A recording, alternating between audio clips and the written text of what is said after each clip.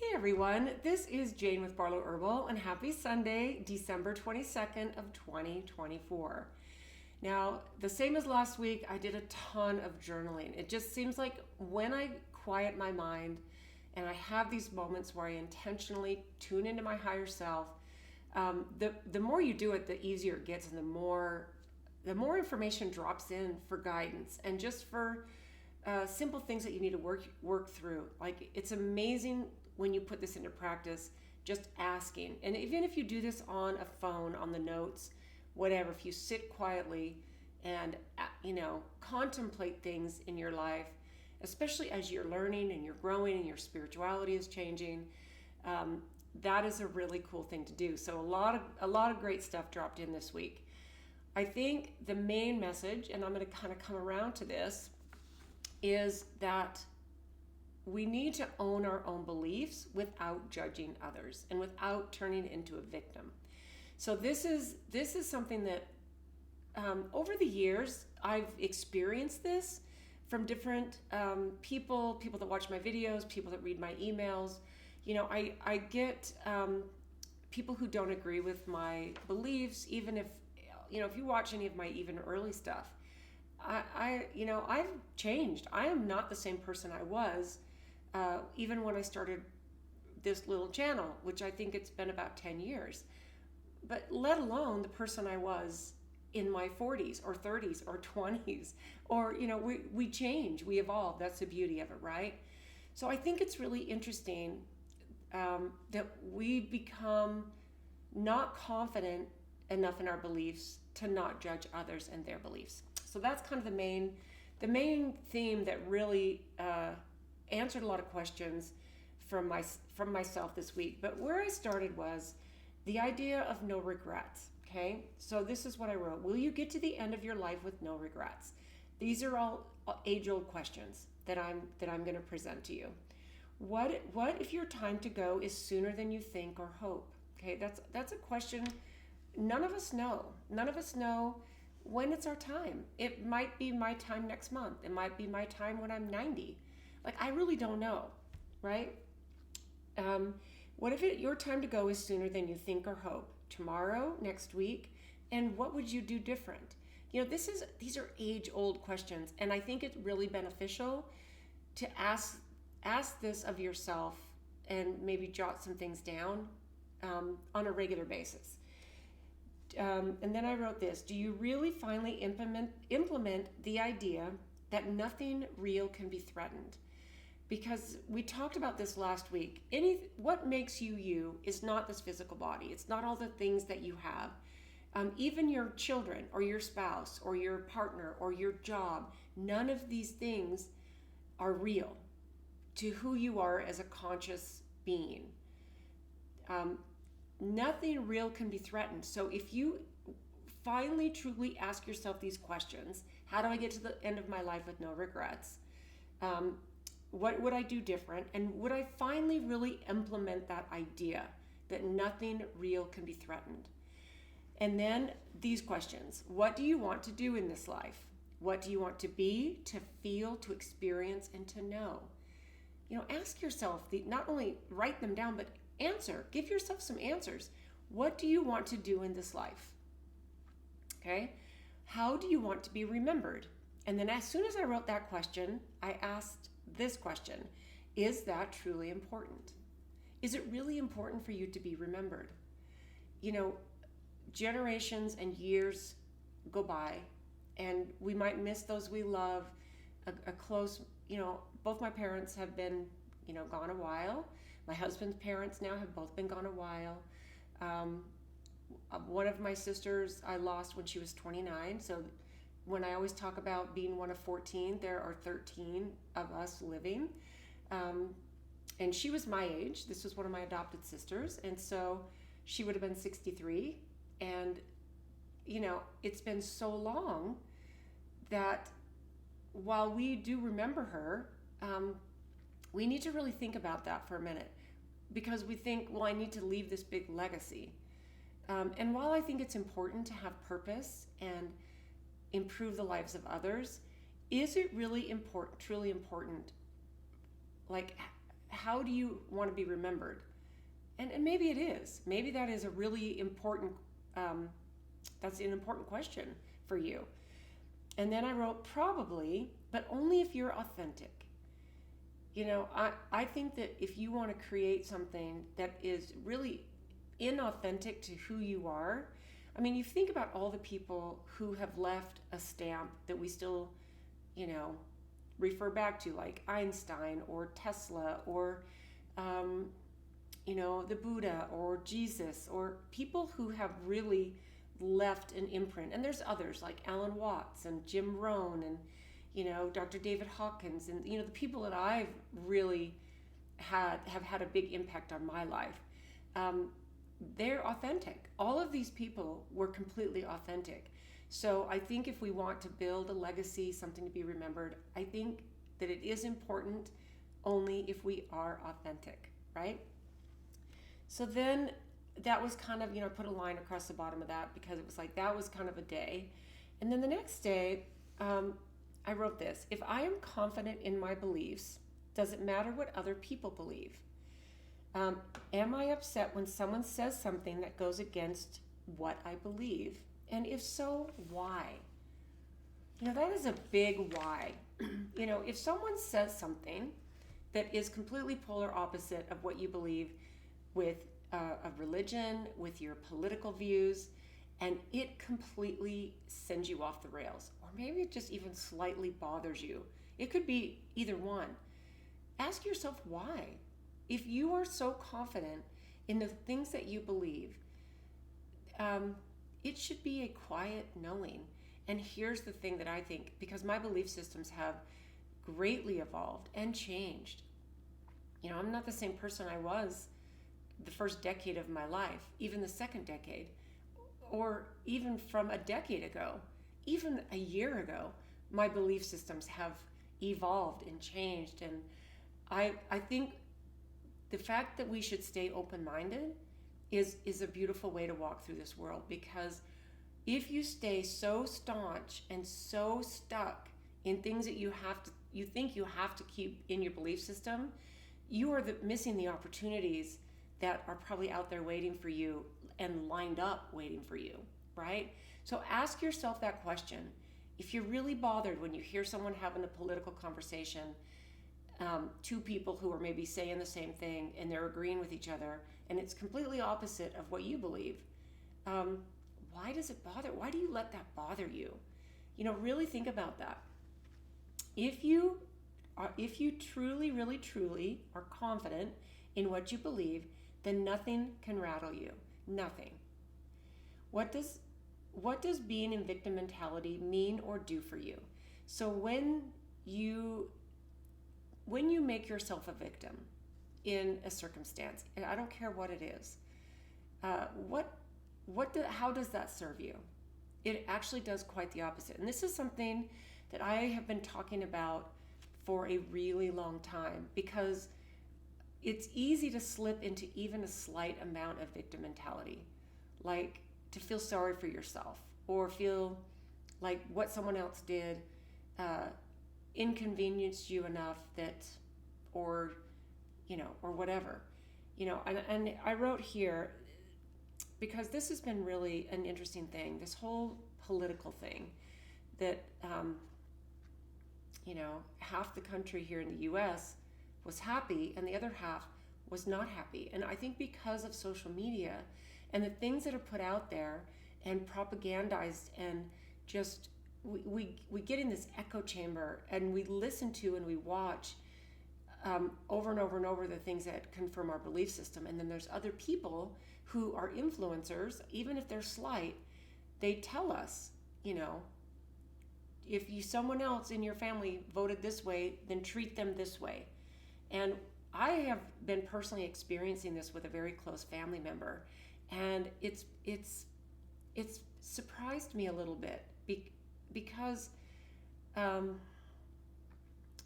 think if you're so confident in the way you believe, and it lands in your being as the truth, why do you let other people walking through this world differently, following their own truth, Why does that trigger you? This to me is such an important question, an important place to place some attention and learn and grow and really be confident to the point where you can't be rattled. So I'm going to say this again. If you are truly, really, truly confident in what you believe, then nothing can rattle you. Nothing. So what does it mean? What does being in victim mentality mean or do for you? What does it do for you to be that way? It takes you out of the lives of your family or friends. Now, and this, I sometimes talk about releasing toxic people from your life. But here's what you need to really take a check on. Are people that you're cutting out of your life really toxic, or do they just believe differently than you? Are they still loving, nurturing, kind people? Ask yourself that question, because there is a difference. You can't just say, oh, they're toxic, and because they voted for this person, or they believe in this religion, or they do this, because they believe differently. Really, this is where there's a fine line and there's a nuance.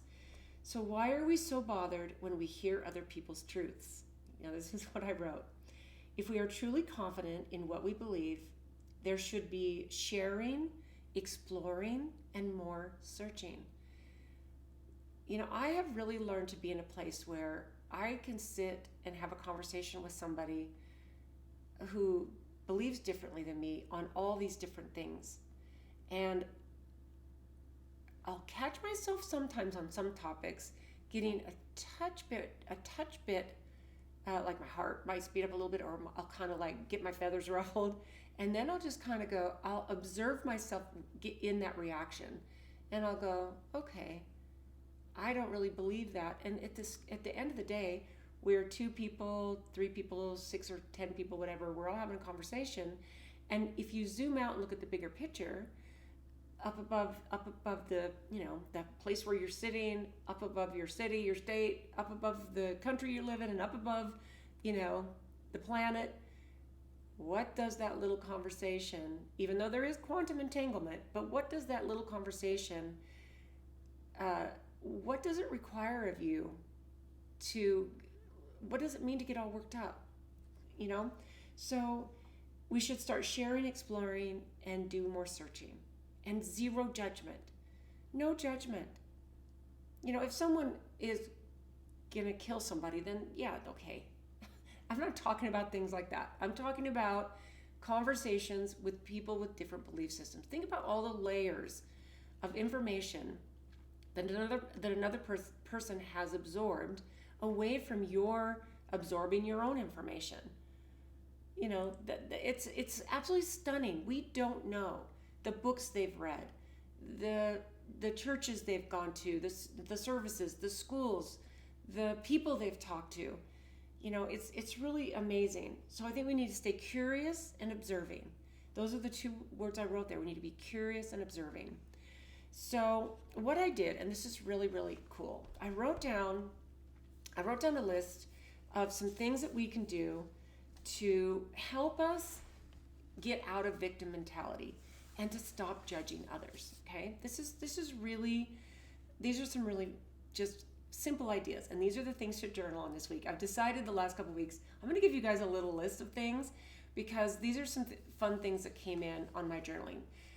So the very first thing I wrote is we need to stop fighting what I like to call the shadows. Stop fighting the shadowy things, right? And here's what I wrote. If someone else's opinion or belief rattles you, ask yourself, is it their truth that bothers you, or my own insecurities? Is it what they're saying and what they believe, or your own insecurities? Maybe you're someone else rattling your belief system shakes you because your belief system isn't set in a solid foundation. But maybe it is, or maybe that's just a good question to ask yourself. Right? So look at that piece. There's a shadow there. So this is what I wrote after that. If you are confident, you won't flinch when someone shines a light in a different direction. If you're confident in what you believe and someone shines a light in a completely opposite side, um, you're not shaken. It can't shake you. So, and if it does shake you, it might be you might need to stay curious and observing. This would be something real that would be really good to journal on, right? Now, here's an interesting thing that I wrote down next. We need to drop the God complex, and by that, I mean this. Okay, we are not the referee of this entire life and all the people on it, or the people in our families, or the people. We're not the referee. And you've always heard, there's one little example, I actually love this. So I've been married a really long time, and I think, and I've watched other couples do this, when you go out with a group of friends and a group of couples, and someone's telling a story, and the spouse jumps in and interrupts a detail because they were either embellishing, or they got a date wrong or a person wrong. But it's like, just let them tell the story, right? You don't have to be the referee of and especially when it's a harmless story, right? So let's just take this a tiny bit deeper. We are not the referee of life. We need to remember that. Judging someone else's path only proves this, that we are too scared to look at our own path. If you're judging someone else, we are too scared to look at our own path. We need to stay in our lane and fix our own problems and let others drive on their own path. Let them drive their own way, even if their path is bumpy. We let them do it. It's easier said than done, and I will say the hardest part is if you're a mother or a father, letting your kids take a bumpy path instead of trying to referee them. Not just now, it's our job to keep track of them and possibly referee them through the years that they're growing up and they're in your care. But when they become adults, this was a gift my parents gave me on the highest level, and all my siblings. I'm second oldest. When I was 18, I actually got married when I was 18. My parents never, ever gave me advice on what I should do, and don't buy this, or don't do this, or you need to go to church more. Or they never refereed my life. They let me live my life and make my own mistakes, and the road was bumpy. So I'm going to say part of this again, because I think this is really, really important. We are not the referee. You are not the referee of life. You are the referee of your own life. That's it, not of life. Judging someone else's path only proves that we are too scared to look at our own. We have to stay in our own lane, fix our own problems, and let others drive along their own path, even if it's bumpy, right? Okay, so this one I absolutely love. We need to, again, take a look at the mirror, okay? Every time we judge or criticize or even roll our eyes at someone, pause and ask, what part of me am I projecting on them? And I'll tell you what it is. It's always you. It's always you.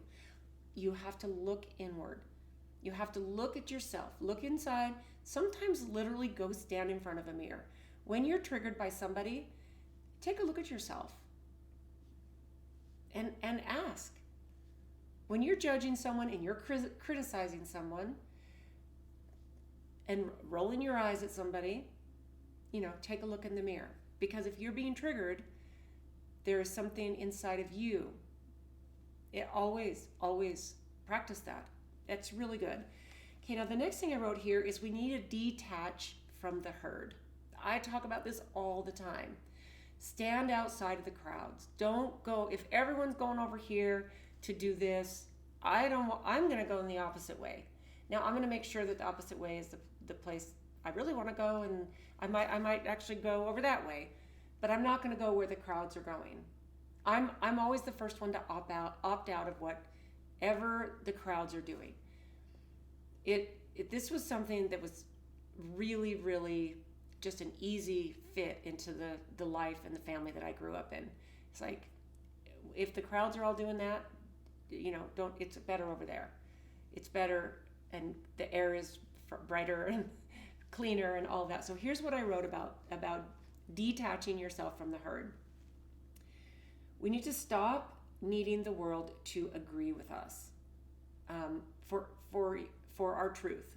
We don't need the world. We can have our own truth. We do not need not just the world. We don't need our spouse to agree with us. We don't need our sister to agree with us. We don't need our friend to agree with us.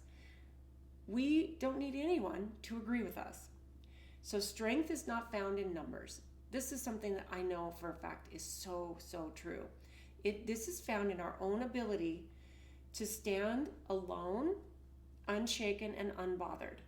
If we are alone, unshaken, and unbothered, that is a superpower. There is so much strength in that.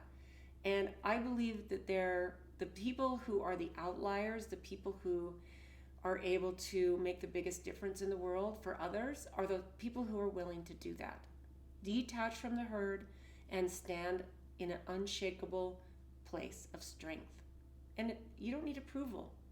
You might think you want approval, and I think that becomes a habit. It becomes this loop. It's like what happened when social media was born, and I got caught in that for a little while. You post a picture of you somewhere nice or fancy. Oh, I look great in this picture. Let's post it. And you get all these likes and these comments, and people are giving you all this approval. And now we have gotten used to this, and we've gotten used to that dopamine hit of getting approval from the world. And even if it's maybe just approval from our own family or close circle of friends, it's the same thing, right? Okay. We need to remember this. This is the next thing I wrote. We need to remember that our beliefs are not our identity. What we drop in and we do on this, earthly plane, and I've been saying this now for a little while. This is my last time here. I am learning all the techniques, and I'm gonna do as much studying and research and elevate my soul and learn as much as I can about what it means to release myself. So that when I transition, I don't recycle back in, and if I know people that are listening to this might think that sounds crazy. This is a one and done. We have to be really good here and, and all that. But this is where my belief system is right now. So we need to realize that it's not our identity. Okay. And so here's what I wrote about that. This is really powerful. If someone disagrees with our religion, our politics, or our worldview, they are not attacking us. They just see things through a different lens. It's a different perspective. It's just a different perspective. And we all know that perspective is everything. In fact, tell me how many times you have got this belief system and you're going along and you deflect any other things that take you off of that belief system because that is what feels great and right and good for you. And all of a sudden something new comes in that kind of shakes that belief system, but it feels like, oh, this is new information. And you open your mind, you keep an open mind, hopefully along the path, and you're able to actually tweak your belief system a little bit. This is, in my opinion, what it means to walk through this world and this earthly plane and grow and learn and evolve and become more spiritual and more of everything. So if someone disagrees with your religion, politics, or worldview, they're not attacking you. Okay? And then this. Don't wear your beliefs like an armor. Like, this is my armor, nothing can chink it or change it or come at me with the sword. And there may be some that you want to wear an armor for. Okay, that's great. Wear them like a second skin, okay, instead. Which, if you think about a second skin, it's flexible, it's breathable, but it's not easily torn. So be flexible. Be flexible. This is one of the most beautiful things that can actually help you stay in a creative mentality rather than in a victim mentality. Because even if you find yourself a little bit in a victim mentality, it almost can kind of spiral, and it kind of keeps you there. And it can be a habit. In fact, one of the things that I love is that there's a little kind of a little, I don't know if it's a kind of a code word me and my husband will say to each other if we kind of are, one of us are in a situation where we're doing that a little bit, we'll kind of nudge each other and we'll say these words, just be cool. Like, especially if we're in a social situation, right? Just be cool. And if, there's a couple times I'll nudge him, he'll have to nudge me. It'll be like, if I'm kind of getting worked up in a conversation with someone, especially if it's really different, trust me, I write this stuff down because I relate to all of it. We'll say to each other, we'll just say, hey, be cool. Just be cool. And it immediately kind of brings us back to, oh, okay. So I would say get kind of a code word with someone that you're close to, a spouse, a sibling, a parent, whatever. It actually is very powerful to have someone remind you, especially in situations that you might find yourself in. So that is, don't wear your beliefs like an identity. Now, the next thing I wrote is this, and this one is really good. It's what I like to call flipping the script. Okay, so think about this. When someone challenges your beliefs, instead of defending them, try asking yourself why they see the world the way they do. That's huge, guys. That is so huge. Ask someone instead of being all defensive, because you know what happens when you do that? You lose your power. Your beliefs start to seem not so strong because you're defending them. If you have beliefs that are true to you and feel right in your heart, your soul, your consciousness, what makes you you, you do not have to defend them. Get curious. Ask a question.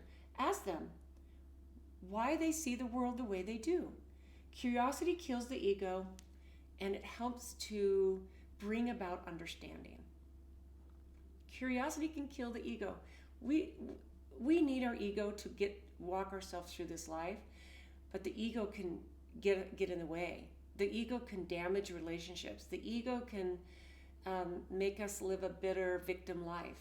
The ego is something that we would all do well to set on a shelf sometimes, truly. So the next thing I wrote is about the ego. And this is about checking our ego at the door, okay?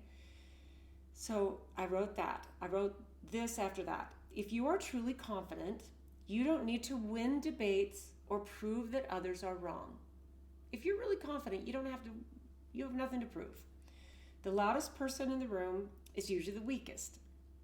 Power is quiet, calm, and grounded. I love that thought. I love the thought that we don't have to be all blustery and loud. And, it's funny. The other night, my husband and I watched The Lion, the Witch, and the Wardrobe. It was kind of a chilly night. We turned on the fireplace.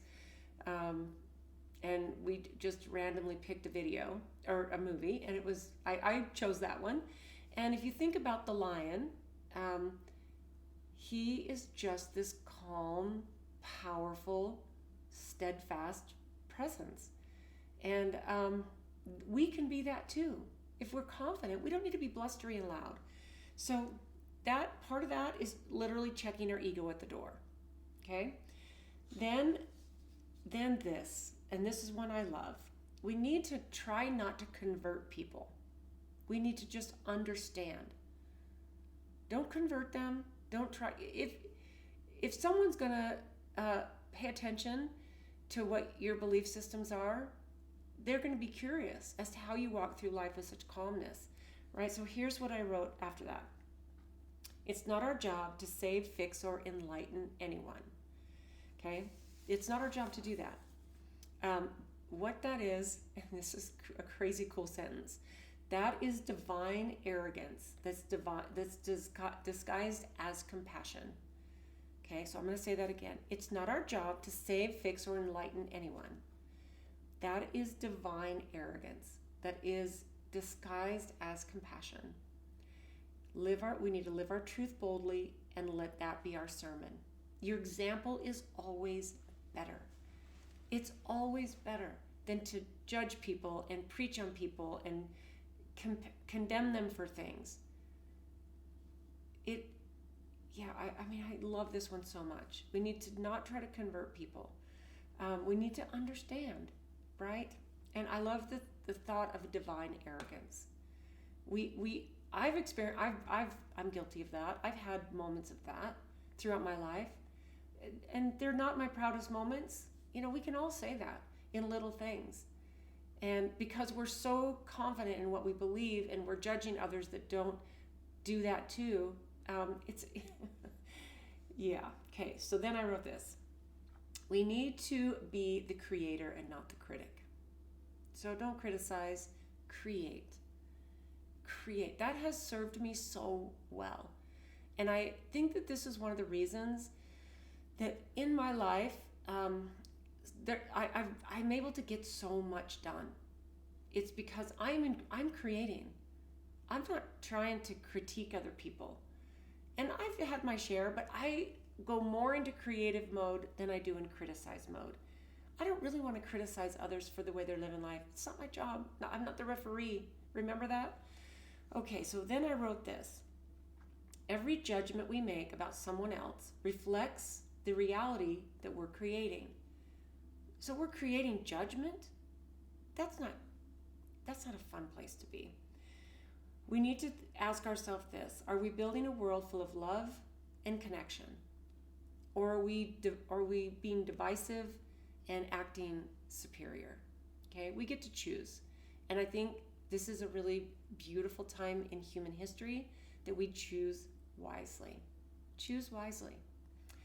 And then the last thing that I wrote in this little list is we need to let the feeling of peace that we feel in our heart, in our soul, we need to let that be our guidance, like our compass. Are we feeling peace? Then we're in balance. Let that be our compass. If we're feeling out of sorts, then something's off. And we need to bring ourselves back. This is a really beautiful exercise to sit and contemplate. And I'll put this list, there's like 10 things, and I'll put this list underneath the video, because to me this would be a really beautiful time of year. We're this coming week is Christmas Day, and here's the thing, maybe you don't celebrate Christmas. Maybe are you triggered if I say Merry Christmas? And ask yourself why am I not confident enough in my beliefs to be triggered by someone saying something? And for me, I'm not a super religious person. I actually would consider myself more spiritual. But if you think about December 21st, that's Christmas Day, and you can say Merry Christmas, and it can include everyone, unless you choose to say, oh, that makes me feel like you didn't include me. Just so say season's greetings to me. So, and that's just a very small example, So at the end of this, I wrote, the world doesn't need more judges or critics, right? It needs creators and listeners. Listening is a lost skill, my friends. Listening is a lost skill. And I will tell you, you see and learn and observe so many things when you learn to listen more, instead of jumping in on someone's story. Or like, think about when someone is telling a story, you're in a group setting, you're in a social setting, or you're even just maybe having dinner with your family and someone's telling a story, and it makes you think of, oh, I can relate to that. In fact, I have a story to add to that might one up you, or just might, or whatever. When you have an urge to do that, this is maybe the biggest challenge for this week, especially because a lot of people are together for the holidays. They see their families, they see friends, they socialize more, there's parties and all of this. Bring yourself into an observation mode and remind yourself of the strength in your beliefs that don't need to be defended. And if you find yourself spiraling in any way, create a code word with your person, or create one for yourself. Write it on a little card. have it tattooed on your wrist if you need to, if you must. Make it a temporary tattoo, or make it a real one, whatever you need. So the world doesn't need more judges and critics. It needs creators and listeners. We must walk through life like someone who knows their truth but doesn't need to shout it. Our reality is our own to build. We get to build our own reality. And we need to stop blaming the way others build their own reality. And I think that's actually a really good place to end it. Because I found myself in some interesting situations with family, mostly a couple of close family members that, And then what's also interesting, I'm going to share this just kind of at the very end here. What I have found to be really interesting this year is I have some very decade-long connections with some really special people in my life. And two of the most important ones don't live in the state anymore, but I stay in close touch with them. And they are really in their community spiritual leaders and spiritual pillars of strength, and not in a big loud way. They're not famous, they're not, but in a very powerful way. And this year has been really, really challenging for my friends that are in the spiritual community. And I would say this has been a really challenging year for myself too. But, I am not going to judge it. And I'm not going to judge what other people have been coming at me with. It's a really interesting place to be. And I'm not to the place right now where I can say, I'm really glad these things happened because they helped me grow. I'm not quite there yet.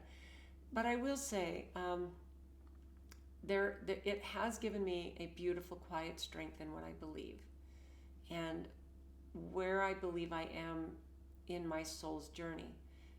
I've been loving the idea of exiting the reincarnation wheel, using my free will. It's deepened my desire to have a deep meditative practice that can really help to ground me into who I know I am, like me, like what makes me this divine spark of consciousness, So I would love to know what you guys think about this. Give me do you have a passcode? Maybe that. Do you have a code that when you're in a social situation, you nudge your person, or you think to yourself, it helps ground you when you get in a place where it might trigger you. I'd love to know. The one that we've come up with that's just be cool, just be cool, is actually, or even just be cool, is really powerful. Some of these little things that we can help remind us not to get triggered.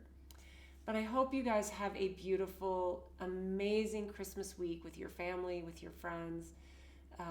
Let this be a reminder if you're going to be spending time with those who might trigger you. Ask yourself why. That's a big question. So I love you guys tons. I hope you have an absolutely beautiful week, and we'll see you next week.